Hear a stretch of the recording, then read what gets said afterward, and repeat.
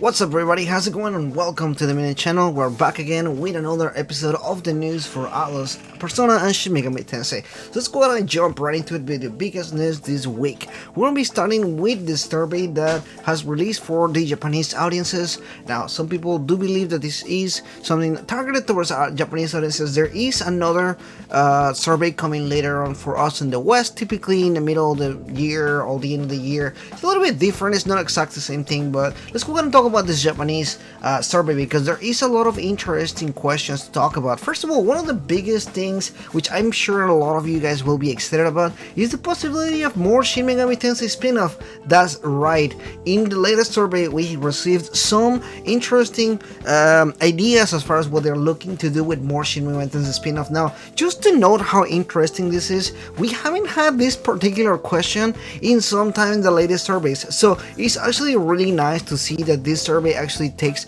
in consideration the fans of Shin Megami Tensei and possibly the Persona fans as well. Now, one of the biggest things is lately they've been asking a lot about Persona and spin-offs and that kind of stuff, so the fact that they actually took some time to actually ask about Shin Megami Tensei, that's what's important. So let's talk about that spin-offs. So they actually offered a couple different ideas here as part of spin-offs. One of the things they mentioned is action adventure, online RPG, board games, fighting games, serious action RPG, strategy RPG. There is a lot of these games that sound like some sequels or possible new remakes for these games, such as Devil Summoner, Devil Survivor. I mean, some of those games that I know a lot of people wanted more of. So it's really awesome to hear about this. Really exciting to be honest with you. So besides all this other Shin Megami Tensei stuff, there was obviously the obvious questions more about Persona stuff and that kind of stuff. Notably, some of the things that they asked about was pertaining to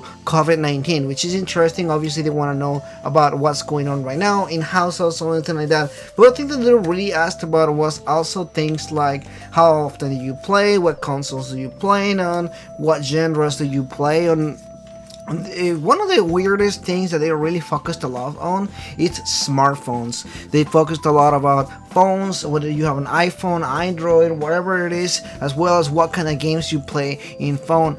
I made a couple of videos about this, but I am so sure they are looking into making another game on a phone game, possibly a Persona game. I have mentioned a couple times about this, and I just really believe that this is one of the things that we're gonna be doing at some point. So really almost 10 questions of these are about phones, so it's really interesting they actually took their time into doing so many stuff like that. Anyway, that is pretty much in the survey aspects. You can definitely I'll leave a translated version of it from Persona Central if you're interested in seeing everything that they talk about. Again, there's a lot of pretty cool stuff that they mention in here, again, like Persona stuff and Shin Megami Tensei stuff here. So if you're interested in seeing what they are looking into, please go ahead and check that out. But the other pieces of news I want to talk about is something that I actually didn't see a lot of people talking about. Shout out to LaRue, who has been covering a lot of this news, but this is pertaining to the Shin Megami Tensei 3 Nocturn, both the Japanese and the Chinese version, because they have received a brand new update. Actually, we don't know much about what the update is going to entail to. In fact, we have zero idea what that entails to, because they haven't have any patch notes. Additionally, they do say that they fix some performance issues and bugs, but that can mean a really many different things. But it's really cool that they actually took the time to do another patch. If you guys don't know, when Persona 5, I'm sorry, not Persona 5, when Shin Megami Tensei 3 Nocturne came out, it did have several performance issues, and they did have been fixing them. They actually have already 2 patches out at this time, so it's really interesting to see that they are possibly putting more work into this and kind of making sure that everybody is getting that patch. Possibly the West, by the time that we get this game, will probably not need more patches, but